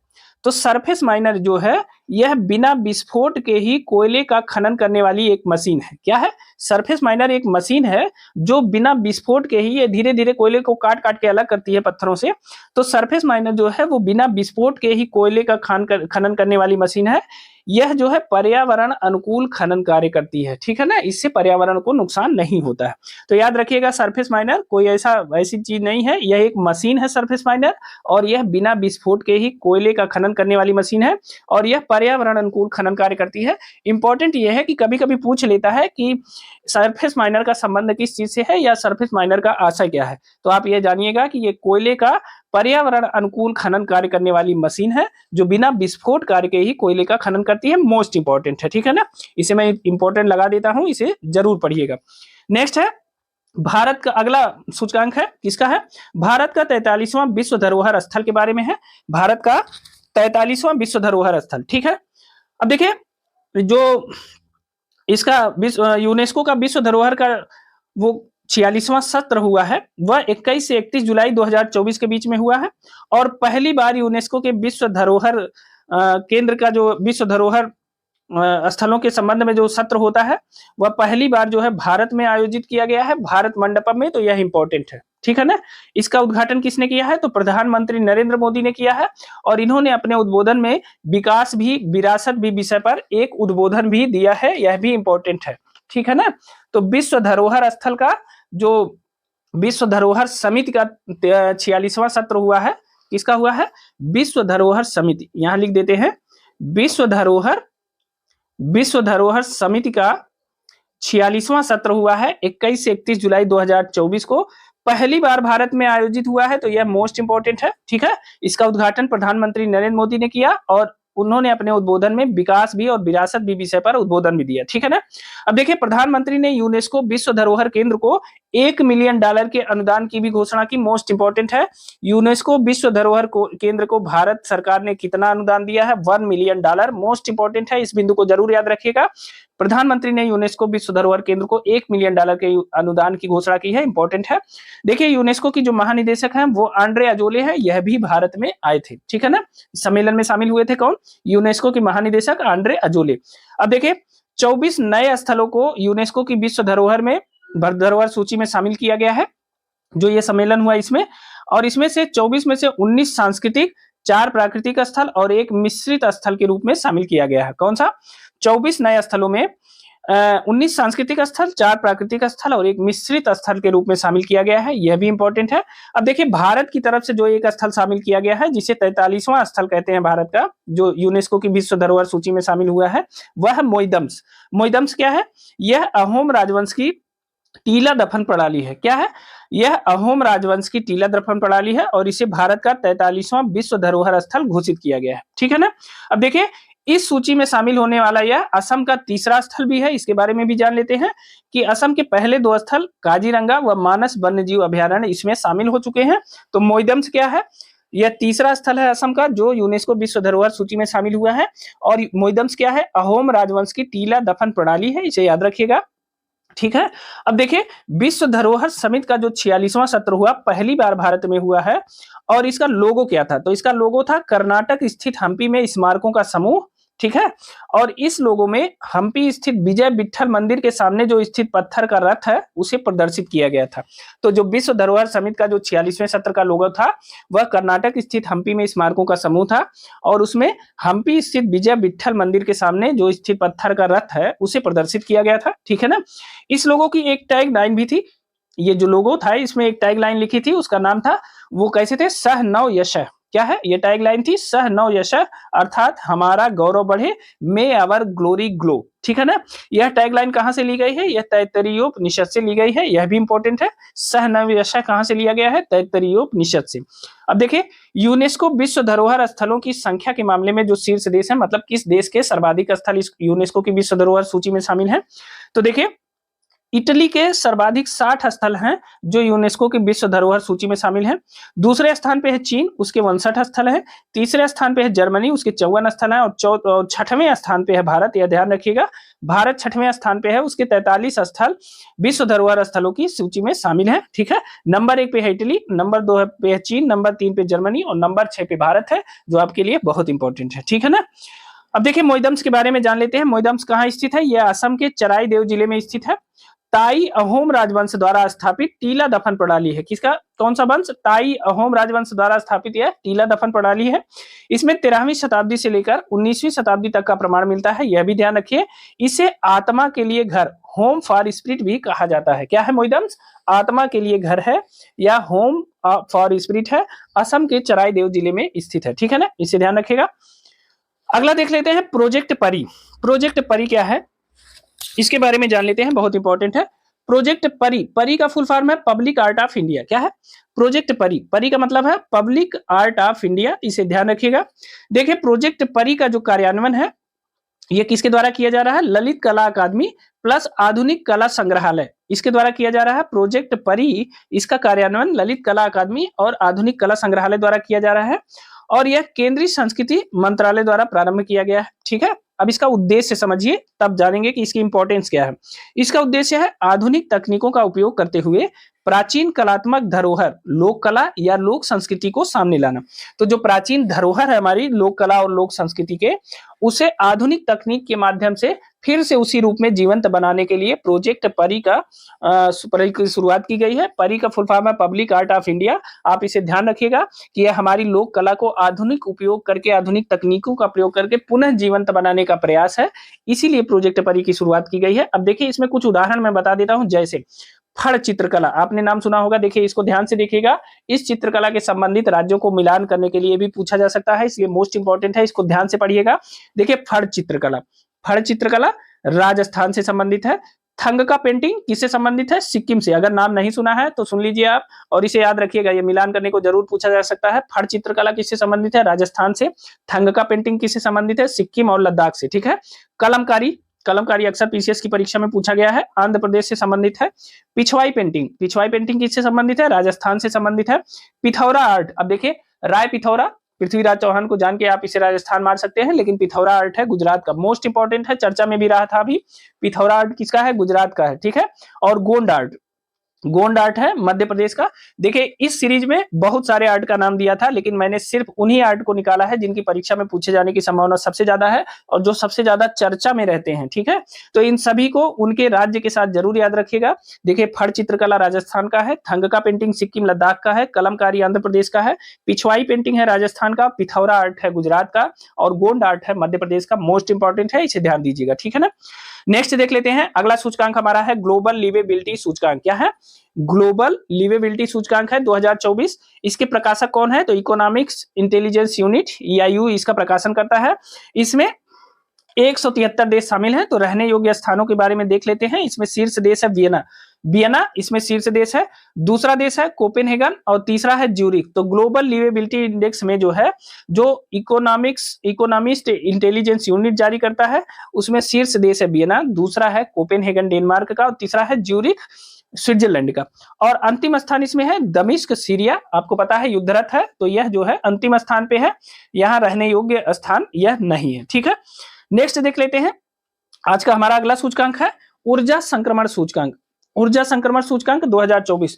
दोस्तों अगर आप किसी पत्रिका से मिलान करेंगे तो आप देखेंगे हमने कई महत्वपूर्ण सूचकांकों को छोड़ दिया है, क्योंकि वो सूचकांक महत्वपूर्ण हो सकते हैं लेकिन हमारे परीक्षा के दृष्टिकोण से वो उतने महत्वपूर्ण नहीं थे। जो सबसे ज्यादा महत्वपूर्ण थे और कम से कम हमारा उद्देश्य है कि कम से कम मैटर आपको पढ़ाऊं, ताकि उसे वह आपको वह कंठस्थ रहे और आप उसका परफॉर्मेंस कर पाए। ज्यादा से ज्यादा मैटर दे करके कम से कम फंसाना ये हमारा उद्देश्य नहीं है, इसीलिए हमने पूरा कंपाइल किया है। आप इसको ध्यान से 1-2 बार पढ़ लीजिएगा, एक भी प्रश्न इससे बाहर नहीं जाना है। ठीक है। अब देखिए ऊर्जा संक्रमण सूचकांक को देख लेते हैं 2024। जारीकर्ता कौन है? विश्व आर्थिक मंच, आप जानते हैं वर्ल्ड इकोनॉमिक फोरम इसे जारी करता है। कौन? डब्ल्यूईएफ जो है इसे जारी करता है, विश्व आर्थिक मंच। ठीक है। यह इसका 14वां संस्करण है, यह भी ध्यान रखिएगा। और ऊर्जा संक्रमण सूचकांक में 2024 में कुल 120 देश शामिल हैं। ठीक है। तो ये जो रैंक है वो इन 120 देशों से संबंधित है। और ऊर्जा संक्रमण सूचकांक में जो शीर्ष देश है वो नंबर 1 पे है स्वीडन, नंबर 2 पे डेनमार्क और नंबर 3 पे फिनलैंड है। ठीक है, इसे ध्यान दीजिएगा। भारत इसमें 63वें स्थान पे है, यह भी इंपॉर्टेंट है। ऊर्जा संक्रमण सूचकांक में जो भारत का स्थान है वह 63वां है, मोस्ट इंपॉर्टेंट है। और देखिए भारत जो है वैश्विक स्तर पर चौथा सबसे बड़ा नवीकरणीय ऊर्जा बाजार बन गया है, मोस्ट इंपॉर्टेंट है, इसे भी ध्यान रखिएगा। भारत जो है वैश्विक स्तर पर चौथा सबसे बड़ा नवीकरणीय ऊर्जा बाजार बन गया है, मोस्ट इंपॉर्टेंट है। ठीक है, तो ऊर्जा संक्रमण सूचकांक में पहला देश स्वीडन है नंबर 1 पे, नंबर 2 पे डेनमार्क, नंबर 3 पे फिनलैंड। भारत का स्थान है 63, इंपॉर्टेंट है। और भारत वैश्विक स्तर पर नवीकरणीय ऊर्जा का सबसे बड़ा बाजार बन गया है, चौथे नंबर पे। ठीक है ना, तो यह भी ध्यान रखिएगा। अब इसके संबंध में कुछ और इंपॉर्टेंट तथ्य हैं। देखिए भारत द्वारा ग्लासगो में वर्ष 2021 में आयोजित संयुक्त राष्ट्र जलवायु परिवर्तन सम्मेलन COP26 में प्रस्तुत long term low carbon development strategy में कुछ लक्ष्य निर्धारित किए गए थे। मतलब COP26 ग्लासगो में जो जलवायु परिवर्तन सम्मेलन हुआ था उसमें भारत ने long term low carbon development strategy के लिए कुछ टारगेट निर्धारित किए थे। वो टारगेट कौन कौन से थे उनकी चर्चा कर लेते हैं, परीक्षा में आने की संभावना बहुत ज्यादा है। उसमें जो लक्ष्य COP26 में भारत ने निर्धारित किया था वह था वर्ष 2005 के स्तरों की तुलना में वर्ष 2030 तक जीडीपी की उत्सर्जन तीव्रता में 45% तक की कटौती। ठीक है ना, तो वर्ष 2005 की तुलना में वर्ष 2030 तक जीडीपी की उत्सर्जन तीव्रता में 45% तक की कटौती, यह पहला टारगेट था। दूसरा था वर्ष 2070 तक शुद्ध शून्य उत्सर्जन का लक्ष्य। देखिए पीसीएस के लिए एकदम मस्त प्रश्न है, ये कई बार पूछा गया है, बहुत इंपॉर्टेंट है कि भारत ने शुद्ध शून्य उत्सर्जन का जो लक्ष्य है वो कब तक निर्धारित किया है। तो वर्ष 2070 तक भारत ने शुद्ध शून्य उत्सर्जन का लक्ष्य हासिल करने का उत्सर्जन को प्राप्त करने का लक्ष्य हासिल किया है, इंपॉर्टेंट है। ठीक है, नेक्स्ट है तीसरा जो लक्ष्य निर्धारित किया था भारत ने, वर्ष 2030 तक गैर जीवाश्म ईंधन आधारित ऊर्जा स्रोतों से 50% संचयी विद्युत ऊर्जा स्थापित करने क्षमता का लक्ष्य प्राप्त करना। मतलब जो भारत की कुल ऊर्जा की खपत है उसमें 50% जो ऊर्जा है वो नवीकरणीय ऊर्जा के द्वारा प्राप्त करना, यह भी लक्ष्य वर्ष 2030 तक प्राप्त करने के लिए भारत ने रखा था। यह भी प्रश्न आपसे पूछा जा सकता है कि भारत किस वर्ष तक अपनी कुल ऊर्जा खपत का 50% तक नवीकरणीय ऊर्जा के रूप में बदलने के लिए लक्ष्य निर्धारित किया है या प्रतिबद्ध है। तो वर्ष 2030 तक बहुत इंपॉर्टेंट है, जरूर देखिएगा, ठीक है ना। ये तीनों बिंदु याद रखिएगा, यहां से आपकी परीक्षा में पक्का प्रश्न आएगा, ठीक है ना। इसे याद रखिएगा, यहां से आपकी परीक्षा में प्रश्न पूछा जाएगा, ठीक है। नेक्स्ट देख लेते हैं, अगला जो इंपॉर्टेंट रैंकिंग है वह है आईएमडी विश्व प्रतिस्पर्धात्मकता रैंकिंग 2024, ठीक है। तो आईएमडी का मतलब international institute for management development, ठीक है ना। तो international institute for management development इसके द्वारा जारी विश्व प्रतिस्पर्धात्मकता रैंकिंग जो 2024 है। देखिए ये रैंकिंग वर्ष 1989 से प्रकाशित हो रही है, यह इसका 36वां संस्करण है, यह भी ध्यान रखिएगा। और यह जो है IMD India international institute for management development के स्विट्जरलैंड स्थित विश्व प्रतिस्पर्धात्मकता केंद्र द्वारा जारी किया जाता है। और इसमें कुल 67 देश शामिल हैं, यह भी ध्यान रखिएगा। शीर्ष देश कौन है? सिंगापुर, स्विट्जरलैंड दूसरे स्थान पे है और डेनमार्क तीसरे स्थान पे। तो देखिए विश्व प्रतिस्पर्धात्मकता रैंकिंग में 2024 में शीर्ष देश है सिंगापुर, दूसरे स्थान पे है स्विट्जरलैंड, तीसरे स्थान पे डेनमार्क। सबसे इंपॉर्टेंट है भारत का जो स्थान है वो 39वां स्थान है, यह भी ध्यान रखिएगा, यही ध्यान रखिएगा, मोस्ट इंपॉर्टेंट है। तो विश्व प्रतिस्पर्धात्मकता रैंकिंग में भारत की जो रैंक है वो कितनी है? 39 है। अंतिम देश कौन है? वेनेजुएला है, अर्जेंटीना है और घाना है क्रमशः, ठीक है। तो अंतिम देश वेनेजुएला, अर्जेंटीना और घाना। तो कुल 67 देशों में भारत का जो स्थान है वो 39वां स्थान है, ये इंपॉर्टेंट है, याद रखिएगा। नेक्स्ट देखते हैं सतत विकास रिपोर्ट 2024। अब देखिए जहां एसडीजी आए, जहां सतत लिखा है, अगर आप प्रतियोगितात्मक परीक्षा से जुड़े हुए हैं तो आप बिना इसको पढ़े हुए आगे बिल्कुल न जाइए, ठीक है ना। तो सतत विकास रिपोर्ट 2024 के संबंध में देख लेते हैं। देखिए वर्ष 2015 में संयुक्त राष्ट्र सदस्य देशों द्वारा सतत विकास हेतु एजेंडा 2030 अंगीकृत किया गया। कब? 2015 में एजेंडा 2030 अंगीकृत किया गया, किसके द्वारा? संयुक्त राष्ट्र सदस्य देशों के द्वारा सतत विकास के लिए, ठीक है। अब देखिए इसमें 17 सतत विकास लक्ष्य निर्धारित किए गए थे और इसके 169 उपलक्ष्य थे। यह मोस्ट इंपॉर्टेंट है क्योंकि सतत विकास लक्ष्यों के बारे में तो जरूर पूछा है लोक सेवा आयोग ने, अभी तक उपलक्ष्यों के बारे में नहीं पूछा है। तो आप सतत विकास रिपोर्ट के जो लक्ष्य हैं वो 17 हैं और उपलक्ष्य कितने हैं? 169। इसे जरूर याद रखिएगा, मोस्ट इंपॉर्टेंट है, ठीक है। जिसे वर्ष 2030 तक प्राप्त किया जाना है, मतलब 17 सतत विकास लक्ष्य हैं और 169 उसके उपलक्ष्य हैं जिसे वर्ष 2030 तक प्राप्त किया जाना है, मोस्ट इंपॉर्टेंट है, इसे याद रखिएगा। उपलक्ष्यों के बारे में कोई बताता नहीं है, लेकिन लोक सेवा आयोग उपलक्ष्यों के बारे में जरूर पूछ सकता है, वह ध्यान रखता है इन चीजों का, ठीक है। अब देखिए इसे जारी कौन करता है इस रिपोर्ट को? तो संयुक्त राष्ट्र सतत विकास समाधान नेटवर्क, मतलब UN sustainable development solution network, SDSN जारी करता है।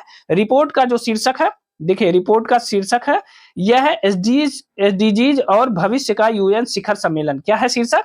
रिपोर्ट का जो शीर्षक है वह है एसडीजीज और भविष्य का यूएन शिखर सम्मेलन, यह रिपोर्ट का शीर्षक है, इसे याद रखिएगा, ठीक है ना। अब देखिए एसडीजी सूचकांक में जो शीर्ष देश हैं उनके बारे में जान लेते हैं।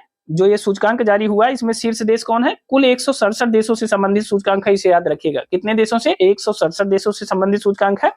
इसमें नंबर 1 पे है फिनलैंड और नंबर 2 पे है स्वीडन, नंबर 3 पे है डेनमार्क। तो एसडीजी सूचकांक में जो शीर्ष देश है वो पहले पे है फिनलैंड, दूसरे पे है स्वीडन, तीसरे पे है डेनमार्क।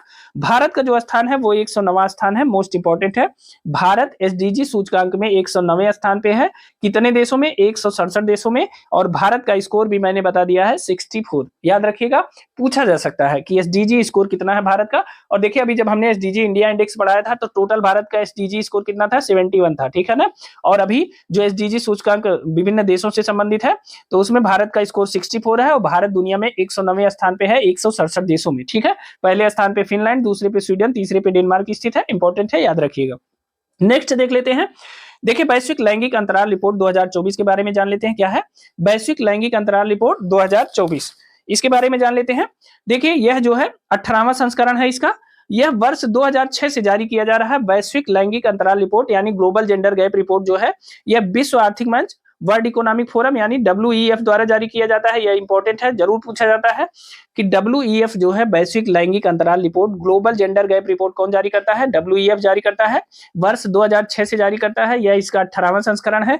कुल 146 देश इसमें शामिल हैं और रिपोर्ट के अनुसार जो वैश्विक स्तर पर लैंगिक समानता है वो कितनी है? 68.5%। वैश्विक स्तर पर जो लैंगिक समानता है वो कितनी है? 68.5% है, इसे ध्यान दीजिएगा। फिर रिपोर्ट के अनुसार इस गति से अगर पूर्ण लैंगिक समानता प्राप्त करने में अभी 134 वर्ष लगेंगे। इस लाइन को जरूर याद रखिएगा कि जो इस बार की रिपोर्ट आई विश्व आर्थिक मंच की लैंगिक समानता से संबंध में, उसमें लिखा गया कि वैश्विक स्तर पर जो लैंगिक समानता है वो है 68.5। अगर इस गति से लैंगिक समानता प्राप्त करना हुआ तो दुनिया को 134 वर्ष और लगेंगे लैंगिक समानता प्राप्त करने में, यानी वर्ष 2158 तक पूरी दुनिया पूर्ण लैंगिक समानता को प्राप्त कर लेगी। इस बिंदु को याद रखिएगा, यहां से यहां तक ये मोस्ट इंपॉर्टेंट है, इसे कथन कारण में पूछा जा सकता है। ठीक है, कि वैश्विक स्तर पर जो लैंगिक समानता है 68.5, और अगर इस गति से पूर्ण लैंगिक समानता प्राप्त करनी है तो अभी 134 वर्ष लगेंगे, यानी वर्ष 2158 तक पूर्ण लैंगिक समानता दुनिया में स्थापित हो पाएगी। ठीक है, तो मोस्ट इंपॉर्टेंट है, इन बिंदुओं को आप जरूर याद रखिएगा। ठीक है, अब देखिए इसी रिपोर्ट में एक और बहुत महत्वपूर्ण बात कही गई है, वह बात है वैश्विक कार्यबल में जो महिलाओं की हिस्सेदारी है वो कितनी हो गई है, 42%। ठीक है ना, तो वैश्विक कार्यबल में महिलाओं की जो हिस्सेदारी है वो कितनी हो गई है, 42% है, मोस्ट इंपॉर्टेंट है। ठीक है ना, तो इसे याद रखिएगा कि वैश्विक कार्यबल में महिलाओं की हिस्सेदारी कितनी है, 42% है, इसे याद रखिएगा। दुनिया में कारोबार में महिलाओं की हिस्सेदारी बढ़ रही है, टोटल कार्यबल में महिलाओं की हिस्सेदारी है 42%, इंपॉर्टेंट है। ठीक है, नेक्स्ट देख लेते हैं। अब देखिए इसमें एक चीज और महत्वपूर्ण है, वैश्विक लैंगिक अंतराल सूचकांक में शामिल शीर्ष देश क्या है, वैश्विक लैंगिक अंतराल सूचकांक में शामिल शीर्ष देश कौन कौन से हैं, तो आइसलैंड, फिनलैंड और नॉर्वे। ठीक है ना, तो आइसलैंड, फिनलैंड और नॉर्वे वैश्विक लैंगिक अंतराल सूचकांक में शामिल शीर्ष देश हैं। ठीक है, भारत का जो स्थान है इस रिपोर्ट में वो 129वें स्थान पे है। ठीक है, इसका स्कोर है 64.1। ठीक, तो वैश्विक लैंगिक अंतराल सूचकांक में शीर्ष देश है आइसलैंड, फिनलैंड और नॉर्वे। ठीक है, भारत 129वें स्थान पे है और उसका स्कोर है 64.1। अंतिम देश कौन सा है, तो इसमें अंतिम देश है सूडान, पाकिस्तान और चाड, जिन्हें याद रखने की बहुत आवश्यकता नहीं है। ठीक है, भारत को याद रखिएगा, भारत वैश्विक लैंगिक अंतराल में 129वें स्थान पे है, बहुत इंपॉर्टेंट है। ठीक है ना, नेक्स्ट देख लेते हैं वैश्विक शांति सूचकांक 2024 क्या है, वैश्विक शांति सूचकांक 2024 है। देखिए शांति सूचकांक जारी कब से किया जाता है, वर्ष 2007 से जारी किया जाता है, ये इंपॉर्टेंट है। वैश्विक शांति सूचकांक 2007 से जारी किया जाता है। अब जारीकर्ता कौन है इसके, तो institute for economic and peace, IEP है, इसको जारी करता है वैश्विक शांति सूचकांक को। और इसके संस्थापक हैं किसके, आईईपी के संस्थापक हैं स्टीव किल्लेलिया। स्टीव किल्लेलिया, इन्होंने वर्ष 2008 में सिडनी में इसकी स्थापना की थी, किसकी, institute for economics and peace की। ठीक है, और वही जो है वैश्विक शांति सूचकांक जारी करता है। सबसे पहले 2007 में यह सूचकांक जारी हुआ और 2008 में सिडनी में इन्होंने स्टीव किल्लेलिया ने institute for economics and peace की स्थापना की, और इस वर्ष यह सूचकांक जो है 2024 का सूचकांक इन्होंने ही जारी किया है, यह भी इंपॉर्टेंट है। यह 18वां संस्करण है वैश्विक शांति सूचकांक का, इसमें शामिल देशों की संख्या है 163, यह भी याद रखिएगा। अब इसके जो इंपॉर्टेंट फैक्ट है उसको देख लेते हैं। देखिए पीसीएस में पूछा हुआ सीधा प्रश्न है, कौन सा क्षेत्र विश्व का सर्वाधिक शांतिपूर्ण क्षेत्र है, तो देखिए यूरोप। यह इस समय भी वर्ष 2024 की विश्व शांति रिपोर्ट में भी, विश्व शांति सूचकांक की रिपोर्ट में भी वर्ष 2024 में भी यूरोप जो है विश्व का सर्वाधिक शांतिपूर्ण क्षेत्र घोषित किया गया है। अब मध्य पूर्व एवं उत्तरी अफ्रीका, मीना, मीना मतलब middle east and north Africa, Meena जो है विश्व का सबसे कम शांतिपूर्ण क्षेत्र घोषित किया गया है, यह इंपॉर्टेंट है। ठीक है, तो यूरोप विश्व का सर्वाधिक शांतिपूर्ण क्षेत्र घोषित किया गया है, जबकि मध्य पूर्व एवं उत्तरी अफ्रीका, मीना, मीना जो है middle east and north Africa विश्व का सबसे कम शांतिपूर्ण क्षेत्र घोषित किया गया है। अगला है यूरोप के बाद एशिया प्रशांत विश्व का दूसरा सबसे शांतिपूर्ण क्षेत्र है, कौन सा है, पहले नंबर पर यूरोप सबसे शांतिपूर्ण क्षेत्र है, फिर दूसरे नंबर पे यूरोप के बाद एशिया प्रशांत विश्व का दूसरा सबसे शांतिपूर्ण क्षेत्र है। ये तीनों पॉइंट आपकी परीक्षा के दृष्टिकोण से बहुत इंपॉर्टेंट है, इसे याद रखिएगा। ठीक है ना, अब देखिए विश्व शांति सूचकांक में जो शीर्ष देश हैं उनके बारे में जान लेते हैं। देखिए पहला है आइसलैंड, दूसरा है आयरलैंड और तीसरा है ऑस्ट्रिया। ये तीन जो है विश्व शांति सूचकांक में शीर्ष देश हैं, यहाँ सबसे ज्यादा शांति मची रहती है। फिर आता है भारत का स्थान, भारत का स्थान कितना है, 116वां स्थान है विश्व शांति सूचकांक में, मोस्ट इंपॉर्टेंट है, इसे याद रखिएगा। विश्व शांति सूचकांक में जो भारत का स्थान है वो क्या है, 116वां स्थान है, याद रखिएगा। नेक्स्ट देखते हैं आज का 19वां सूचकांक अपना देखते हैं, पर्यावरण प्रदर्शन सूचकांक। आपको पता है कि यहां से प्रश्न जरूर पूछा जाता है, पर्यावरण प्रदर्शन सूचकांक 2024 सबसे इंपॉर्टेंट है कि यह एक द्विवार्षिक रिपोर्ट है। अब 2024 में आई है तो इसलिए इंपॉर्टेंट है, हर 2 वर्ष पे आती है इसलिए मोस्ट इंपॉर्टेंट है। 2024 में नई रिपोर्ट आई है तो जरूर पूछी जाएगी परीक्षा में, ठीक है ना। तो पर्यावरण प्रदर्शन सूचकांक 2024 जो है क्या है, एक द्विवार्षिक रिपोर्ट है, ठीक है। इसमें कुल 180 देश शामिल है, इंपॉर्टेंट है, ठीक है। इसका जारीकर्ता कौन है, तो Yale centre for environmental law and policy, Yale university की। फिर centre for international earth science information network, यह है कोलंबिया यूनिवर्सिटी की, ठीक है। Yale centre for environmental law and policy, Yale university, and centre for international earth science information network Columbia university, यह मिलकर पर्यावरण प्रदर्शन सूचकांक जारी करते हैं, ठीक है ना। अब देखिए पर्यावरण प्रदर्शन सूचकांक दो जो इन्वायरमेंटल परफॉर्मेंस इंडेक्स, ठीक है, इन्वायरमेंट परफॉर्मेंस इंडेक्स जो है 2024 में जो शीर्ष देश है वो कौन से हैं, इस्टोनिया है, दूसरे स्थान पे लग्जमबर्ग है और तीसरे स्थान पे जर्मनी है। इस्टोनिया मोस्ट इंपोर्टेंट है, पहली बार पूर्वी यूरोप का कोई देश इसमें शामिल हुआ है। तो देखिए ईपीआई 2024 में जो शीर्ष देश है वो है इस्टोनिया, लग्जमबर्ग और जर्मनी। भारत का स्थान पर्यावरण प्रदर्शन सूचकांक 2024 में 176वां है, यह याद रखिएगा, मोस्ट इंपोर्टेंट है, क्योंकि यह रिपोर्ट हर 2 वर्ष बाद आती है। इस बार 2024 में यह रिपोर्ट आई है, तो यहां से प्रश्न जरूर बनेगा, इंपॉर्टेंट है, ठीक है ना। अब देखिए वर्ष 2022 में भारत को अंतिम 180वां स्थान प्राप्त हुआ था, यह भी इंपॉर्टेंट है। 2022 में भारत क्या था, 180वें स्थान पे था। 2024 में भारत किस स्थान पे आया, 176वें स्थान पे आया, यानी 4 अंक की सुधार दर्ज किया भारत ने। क्या किया, 4 अंक की सुधार भारत ने दर्ज किया है, इंपॉर्टेंट है। देखिए इस रिपोर्ट के अनुसार भारत वर्तमान में विश्व का तीसरा सबसे बड़ा ग्रीन हाउस गैस उत्सर्जक देश है। इस रिपोर्ट में कहा गया है कि भारत वर्तमान में विश्व का तीसरा सबसे बड़ा ग्रीन हाउस गैस उत्सर्जक देश है। तो पहले और दूसरे पे है, तो पहला ग्रीन हाउस गैस उत्सर्जक देश कौन है, पहले पे है चीन और दूसरे स्थान पे है अमेरिका। तो चीन और अमेरिका पहले और दूसरे नंबर पे स्थित ग्रीन हाउस गैस उत्सर्जन करने वाले देश हैं, और तीसरा ग्रीन हाउस गैस उत्सर्जक देश है भारत। मोस्ट इंपोर्टेंट है, यह प्रश्न पूछा जा सकता है, ठीक है ना। परीक्षा के बाद आप मिला लीजिएगा, जितनी जगह हमने बताया है वहां से प्रश्न 100% आने हैं, ठीक है ना। तो वर्तमान में विश्व का तीसरा जो सबसे बड़ा ग्रीन हाउस उत्सर्जक देश है वो कौन है, भारत है, ठीक है। चीन और अमेरिका पहले और दूसरे स्थान पे है, भारत तीसरे स्थान पे है।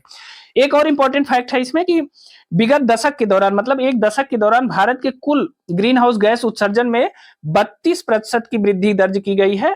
कितनी दर्ज की गई है, 32% की वृद्धि दर्ज की गई है, यह भी इंपॉर्टेंट है। पिछले एक दशक में भारत में ग्रीन हाउस गैस उत्सर्जन में 32% की वृद्धि दर्ज की गई है, मोस्ट इंपॉर्टेंट है, ठीक है ना। तो यह भी याद रखिएगा। नेक्स्ट देख लेते हैं, विश्व प्रेस स्वतंत्रता सूचकांक हमारा अगला सूचकांक है। अब देखिए इसके जारीकर्ता कौन है, विश्व प्रेस स्वतंत्रता सूचकांक के जारीकर्ता है रिपोर्टर्स विदाउट बॉर्डर्स। यह एक फ्रांसीसी एनजीओ है और यह वर्ष 2002 से विश्व प्रेस स्वतंत्रता सूचकांक जारी करता है, ठीक है ना। विश्व प्रेस स्वतंत्रता सूचकांक रिपोर्टर्स विदाउट बॉर्डर्स द्वारा एक फ्रांसीसी एनजीओ है, ये वर्ष 2002 से जारी करता है। इसमें कुल 180 देश शामिल हैं, इनसे संबंधित यह इंडेक्स है। 3 मई 2024 को विश्व प्रेस स्वतंत्रता दिवस मनाया जाता है, मोस्ट इंपोर्टेंट है, क्या है, 3 मई 2024 को। हमने एक ऊपर 7 सितंबर की तिथि बताई है नीले आसमान के नीचे, और एक है 3 मई 2024 को विश्व प्रेस स्वतंत्रता दिवस मनाया जाता है, मोस्ट इंपोर्टेंट है, और इसी दिन विश्व प्रेस स्वतंत्रता सूचकांक जारी किया गया, ठीक है। अब वर्ष 2024 का जो विषय है वह है ग्रह के लिए एक प्रेस, पर्यावरणीय संकट के सामने पत्रकारिता। अब देखिए इन दोनों में से कोई एक हिस्सा आपके उसमें थीम में पूछा जा सकता है या पूरा पूछा जा सकता है। देखिए विश्व प्रेस स्वतंत्रता सूचकांक जो 2024 का विषय है वह है ग्रह के लिए एक प्रेस, पर्यावरणीय संकट के सामने पत्रकारिता। या तो यह पूछा जाए कि ग्रह के लिए एक प्रेस, यही पूछा जा सकता है, या पर्यावरणीय संकट के सामने पत्रकारिता, यह पूछा जा सकता है विश्व प्रेस स्वतंत्रता सूचकांक के विषय के रूप में, ठीक है ना। अब देखिए इसमें शीर्ष देशों को जान लेते हैं। विश्व प्रेस स्वतंत्रता सूचकांक में जो शीर्ष देश है, नंबर 1 पे है नॉर्वे, नंबर 2 पे है डेनमार्क और नंबर 3 पे है स्वीडन, ठीक है। इन तीनों को याद रखते हुए भारत 159वें स्थान पे है, मोस्ट इंपोर्टेंट है, क्योंकि वर्ष 2023 में भारत 161वें स्थान पे था, ठीक है। तो 2 अंक की सुधार हुई है। तो भारत वर्तमान में 159वें स्थान पे है विश्व प्रेस फ्रीडम इंडेक्स में, ठीक है ना। तो इंपॉर्टेंट है, याद रखिएगा, यह प्रश्न परीक्षा में अक्सर पूछा गया है। आप रेगुलर परीक्षा दे रहे होंगे तो बिल्कुल आपसे मुलाकात हुई होगी इस प्रश्न से, तो इसे याद रखिएगा, ठीक है। नेक्स्ट देखते हैं वर्ल्ड हैप्पीनेस रिपोर्ट, विश्व प्रसन्नता रिपोर्ट 2024, ठीक है। तो इसकी शुरुआत कब होती है, तो वर्ष 2012 से विश्व प्रसन्नता रिपोर्ट की शुरुआत होती है। इसके जारीकर्ता कौन है, तो Oxford well being research centre, संयुक्त राष्ट्र पोषणी विकास समाधान नेटवर्क तथा विश्व प्रसन्नता रिपोर्ट का संपादकीय बोर्ड, 3 लोग मिलकर इसके जारी करते हैं। क्या है, विश्व प्रसन्नता रिपोर्ट, वर्ल्ड हैप्पीनेस इंडेक्स। यह रिपोर्ट देखिए इसकी शुरुआत 2012 से होती है और जारी करता है, आपको बताया, ऑक्सफोर्ड वेलबीइंग रिसर्च सेंटर, संयुक्त राष्ट्र पोषणी विकास समाधान नेटवर्क तथा विश्व प्रसन्नता रिपोर्ट का संपादकीय बोर्ड मिलकर इसे जारी करता है। इसमें शीर्ष देश कौन कौन से शामिल हैं, तो फिनलैंड है, डेनमार्क है और आइसलैंड है, इंपॉर्टेंट है। शीर्ष देश कौन से हैं, फिनलैंड है, डेनमार्क है और आइसलैंड है, मोस्ट इंपोर्टेंट है। भारत इसमें 126वें स्थान पे है, जरूर ध्यान रखिएगा। भारत किस स्थान पे है? विश्व प्रसन्नता सूचकांक में भारत 126वें नंबर पे है, मतलब बहुत प्रसन्न नहीं है, ठीक है ना। तो विश्व प्रसन्नता सूचकांक में भारत का स्थान कितना है? 126वां है। मोस्ट इंपॉर्टेंट है, इसे याद रखिएगा, ठीक है। अब देखिए इसमें एक और बिंदु देख लेते हैं। विश्व प्रसन्नता शिखर सम्मेलन का आयोजन भी इसी दौरान किया गया है। 19 और 20 मार्च 2024 को कहां किया गया है? लंदन, यूके में किया गया है। यह इंपॉर्टेंट है कि केवल इतना जानना है कि कहां किया गया है। तो विश्व प्रसन्नता शिखर सम्मेलन लंदन, यूके में किया गया है, यह इंपॉर्टेंट है। और देखिए इसका जो पहला सम्मेलन हुआ था 2017 में मियामी, अमेरिका में हुआ था, यह भी इंपॉर्टेंट है। विश्व प्रसन्नता शिखर सम्मेलन 2024 लंदन में हुआ है और पहला जो है 2017 में मियामी, अमेरिका में हुआ है। जीवन में बहुत दुख है, लोगों को हंसने खेलने के लिए टीवी, मोबाइल, गैजेट्स का सहारा लेना पड़ता है।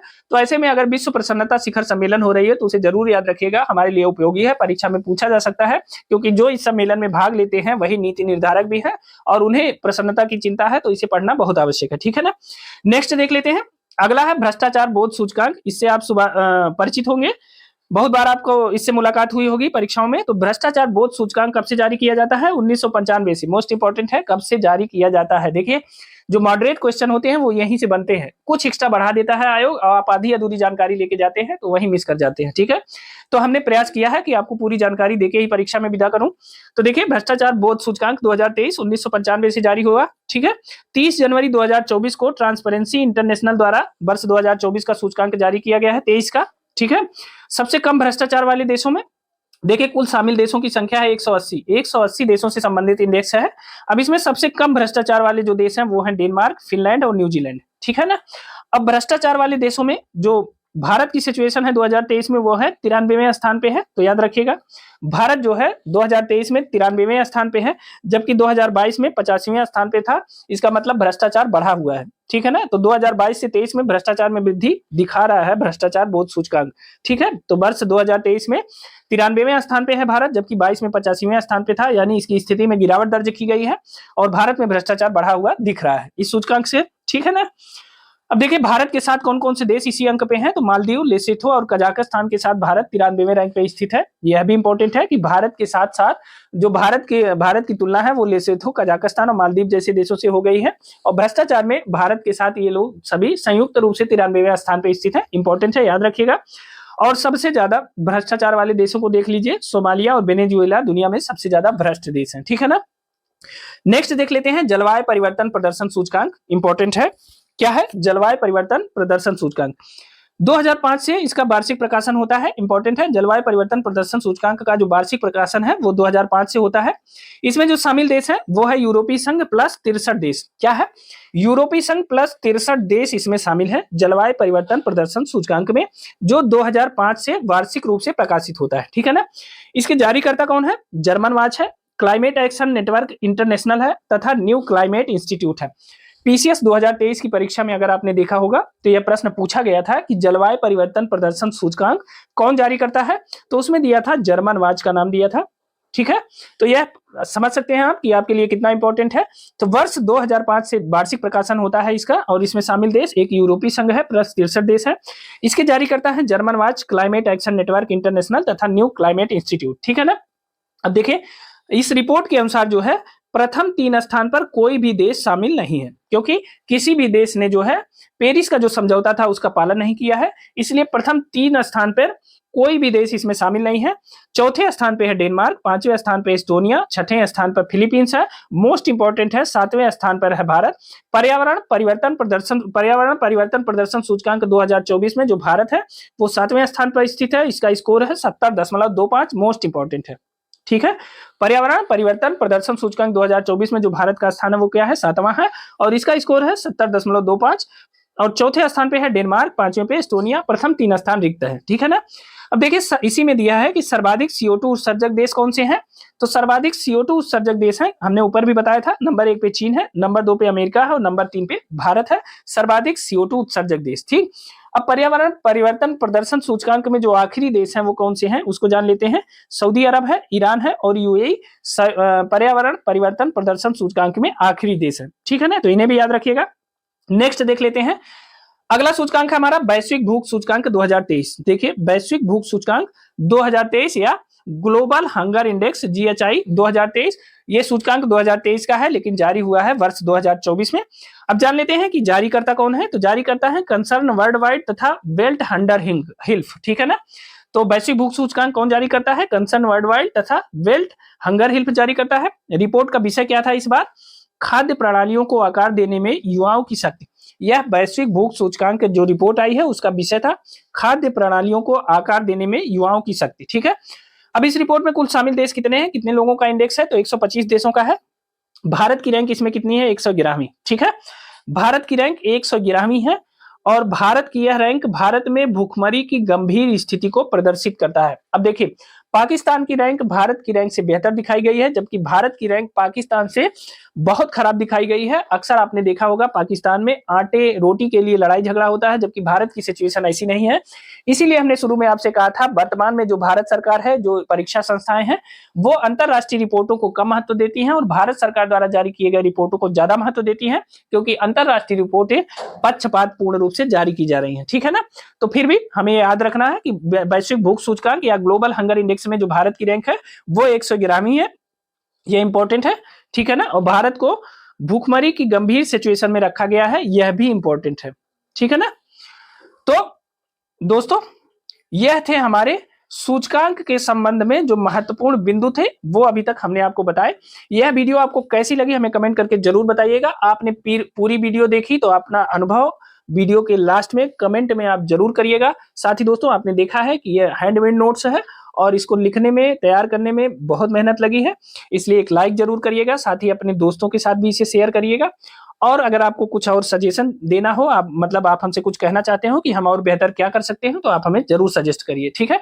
तो अभी के लिए इतना ही, मिलते हैं अगली बहुत इंपॉर्टेंट वीडियो में। हम केवल उन्हीं बिंदुओं को लेकर आते हैं जिनकी परीक्षा में पूछे जाने की संभावना है। अनावश्यक तथ्यों को देने का हमारा कोई उद्देश्य नहीं है। हम 200 प्रश्न पढ़ा के 20 प्रश्न नहीं फंसाना चाहते। हम 40 प्रश्न पढ़ा के 25-30 प्रश्न फंसाना चाहते हैं। इसलिए हमारी वीडियो बहुत महत्वपूर्ण होती है। पूरी वीडियो देखने का प्रयास करें, दोस्तों के साथ शेयर करें और अगर अभी तक आपने सब्सक्राइब नहीं किया है तो सब्सक्राइब जरूर कर लें, यह बिल्कुल ना भूलें। तो मिलते हैं अगली वीडियो में, तब तक के लिए स्वस्थ रहिए, मस्त रहिए, मेहनत से पढ़ते रहिए। बहुत बहुत धन्यवाद।